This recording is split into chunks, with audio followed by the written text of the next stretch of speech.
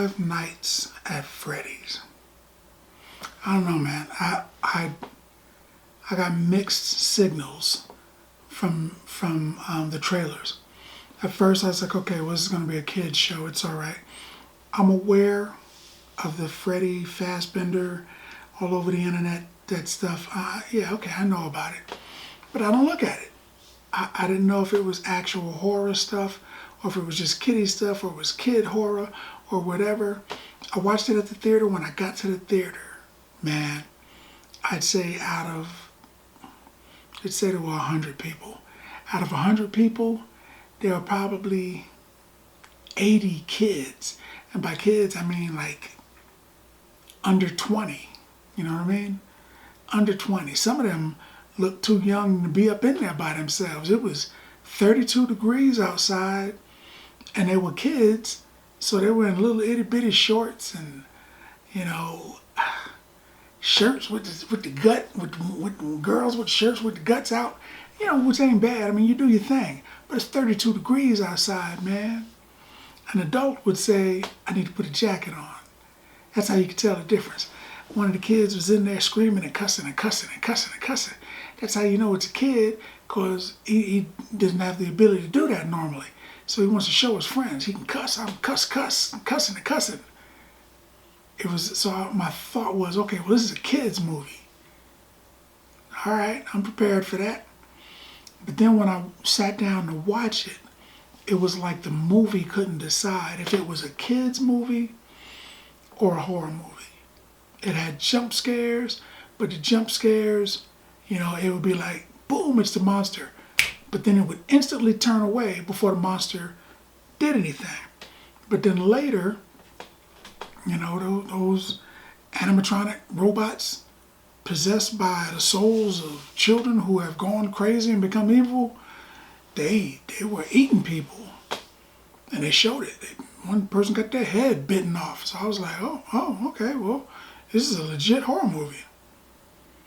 And then later they were dancing and playing guitars. And I was like, oh, this is a kid's movie. It kept going back and forth. It didn't seem to have any direction. One of the characters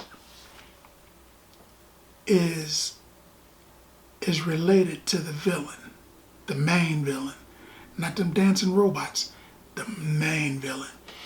And they're related to the main villain, and they've known about the villain catching and killing kids and all kinds of stuff forever. And for some reason just decided, okay, well, today is the day that I'm going to stop you.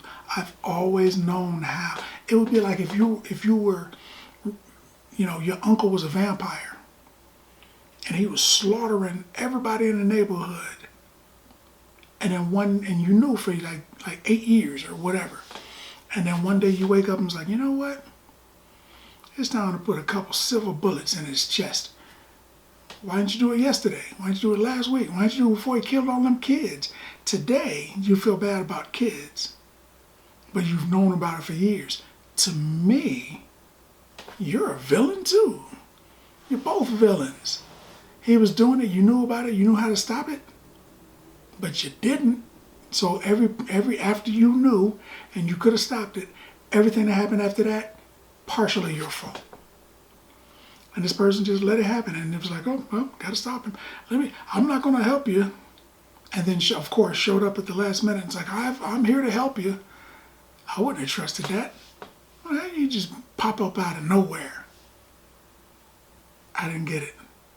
Then the robots, who were, like I said, possessed by evil dead children, were regular dead children, but they turned evil when they got put in them robots. And they killed people in the beginning of the movie. This one guy gets there and works there, and they don't kill him. They're walking around. He doesn't see them, but they're moving around. They're alive, and they don't kill him. And then later somebody breaks into the place, and they kill those people. I'm thinking, what? If you're murder bots, why aren't you killing everybody? What's so special about him? I mean, they wanted his sister, but they still could have killed him. And then they were like, you know what? We got to get your sister on a certain night. You got to promise to give it to her, give it to us, and we got to put her in a special machine. But they had the sister twice before then, and just let her go, so that they could tell the dude, we're coming for your sister. But you already had her.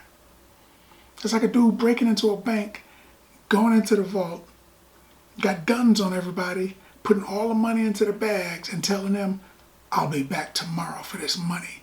You got the money right now.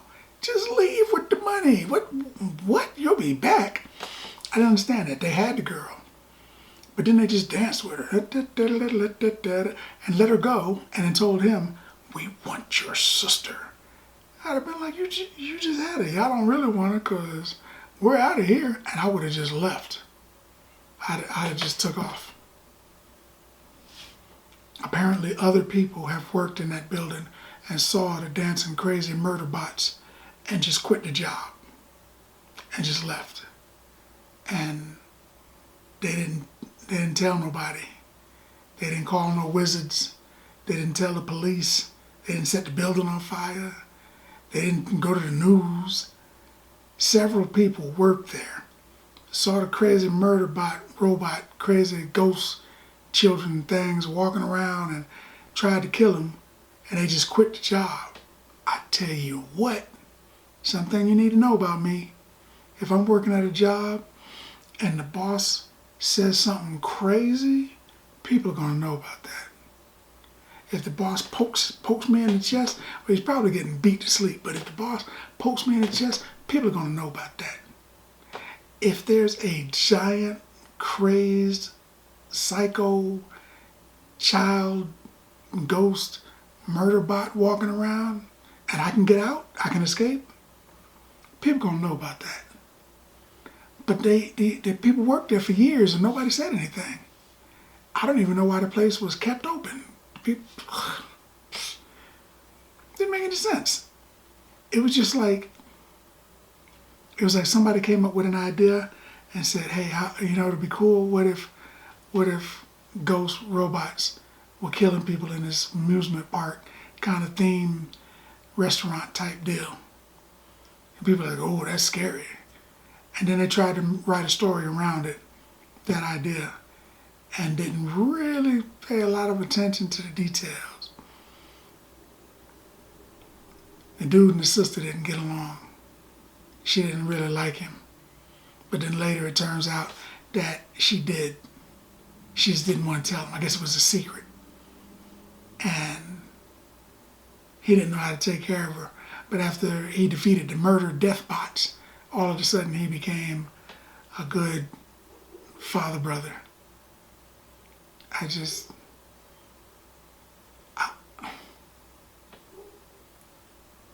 I watched it. It was interesting. But here's what I really think. I am going to give this murder death bot craze show. I mean, this dude kills children. This is what happened. This dude kills kids and for some reason decides to stick the kids into the body of these animatronics. And the ghosts from the kids control them. He was just trying to hide the bodies. It was like Chuck E. Cheese. And he was sticking, he opened up the chuck and stuck a kid's body in there so that they couldn't find the body. He couldn't throw it in the lake. He couldn't use an incinerator. He couldn't bury it. He couldn't take it to another state. He had to stick it in the Chuck E. Cheese where everybody hangs out at. And then the ghost from the kid starts controlling the robot for some reason. And then he did it to another one and another one. Did it to like 5 kids and just stuck them in the robots. And the robots came to life. And for some reason, he could control them. I guess, I didn't really, I mean, they kind of explained it, but I didn't get it. So, he controlled them. And then because the kids went missing, the kids in town went missing, they said, well, we better close down Freddy's, which would be like Chucky's for us. I don't know if in my town, if 5 kids went missing and they said, let's close down KFC, I'd have been like, that's all you got? That's what you're gonna do? What does the one thing have to do with the other? They didn't explain that. They just said, and they closed down Freddy's. And I was looking at the screen, I was looking around me, I was like, why? Why would they do that? They were kids. They didn't all work there. Their parents didn't work there. It's not like they knew that the bodies were inside the machines, or else they would have arrested whoever. They would have had evidence. They would have started an investigation. They just said, let's close down Freddy's. That'll stop the murders. It didn't, because that dude was still killing people. And he had a robot. I guess he was like in a robot too, but he was a regular dude. He was a murderer, so I guess he wasn't a regular dude, but he was a serial killer, and he just climbed inside of one of the suits. And when he showed up, I was like, oh, it's another murder death bot. This must be the leader. And he was like karate kicking the dude, and I was like, oh, nope, he's different. And then he takes his mask off and he's like, dun dun dun, it's me, I'm the murderer, killer. And I was like, oh, okay. What? I don't know. The story didn't, sometimes you gotta suspend belief. Sometimes action flicks are cool. It doesn't have to have a good story. People are getting shot, stuff is blowing up. Dude got hit with a chair, and somebody said something cool like hasta la vista, and that was it. The movie was over with. I enjoyed myself. This one is something similar. It's mindless horror. It didn't make a lot of sense, but people were getting their heads bitten off and stuff. I mean, it's not, you're not going to go to it and be like, oh my God, it's so scary, I can't go to Home Alone. It ain't that kind of movie. It's not super scary. It's a quasi kids movie. It's like a scary kids movie. But I would give Five Nights at Freddy's 4 bags of popcorn. 4 bags of popcorn. That's what I think about that. More importantly, what do you think about that? Now that we had a chance to check out the video, let's talk about it in the comments. And as always, if you like the video, if you like the content, subscribe. And then like. Popcorn passport. Get your popcorn passport.